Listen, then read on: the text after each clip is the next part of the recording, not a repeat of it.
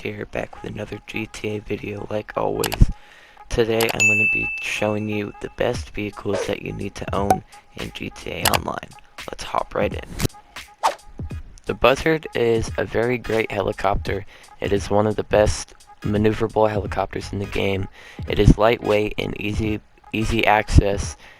The missiles on it are pretty decent, as you could tell. The Buzzard is easily one of the best flying vehicles in the game. It's been around for pretty much the whole time. It can be used for any mission practically, and it is lightweight and pretty cheap, and the missiles are pretty decent. Next up we have the Oppressor. Now the Oppressor is one of those things that is good or bad depending on how you use it, and in my case I use it for good. I rarely use it to grief. I never use it to grief unless somebody else is griefing me with it.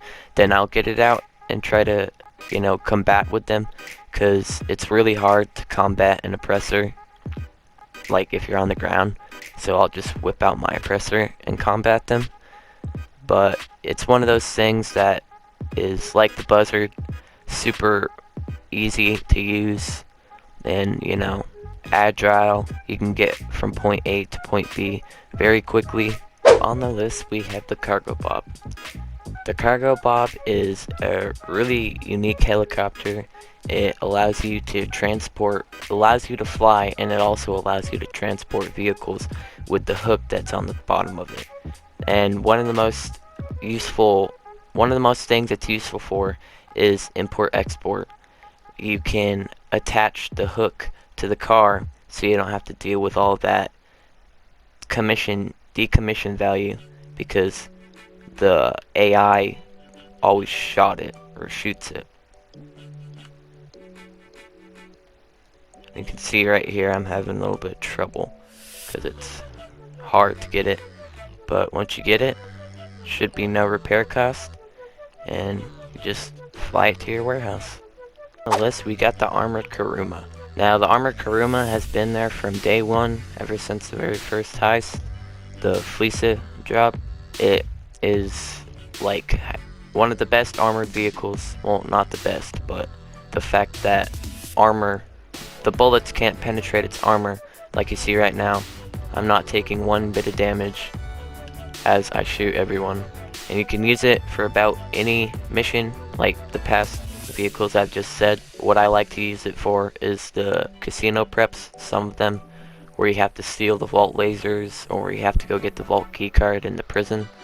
Those can be really annoying, and the Kuruma is one of the best options because you're basically immune in there except RPGs, but CPU can't shoot RPGs, so yeah, that is why you should own the Kuruma.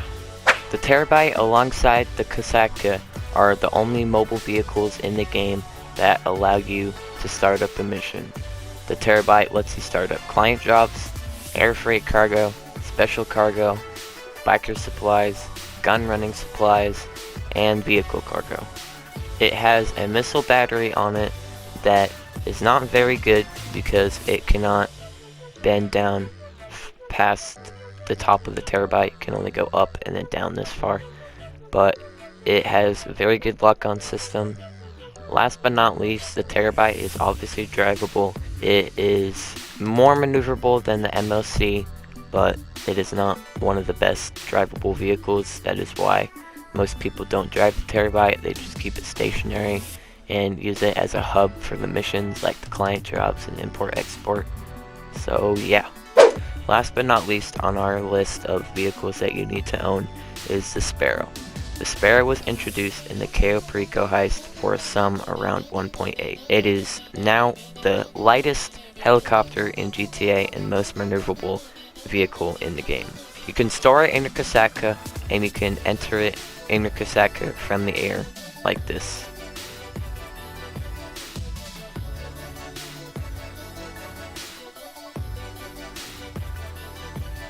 The Sparrow allows you to leave the Kasaka very easily without having to call in a boat to swim to shore and then get your vehicle on land. It is most commonly used for the Cayo Perico preps because it is easy to just start up the prep mission and call in your Sparrow. The Sparrow unfortunately only has missiles that are pretty bad, but they most of the time can do, unless you have to track like a boat in the water or something, then it can get pretty challenging. But when you're shooting humans in a tight place like this, it can get pretty challenging anyway with any vehicle. But yeah, overall the Sparrow is a great helicopter and it's one of the speediest helicopters in the game.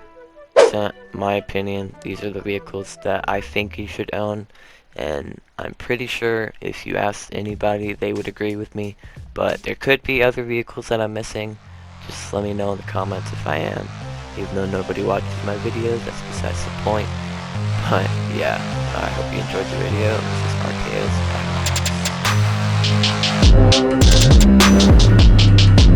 RKO's.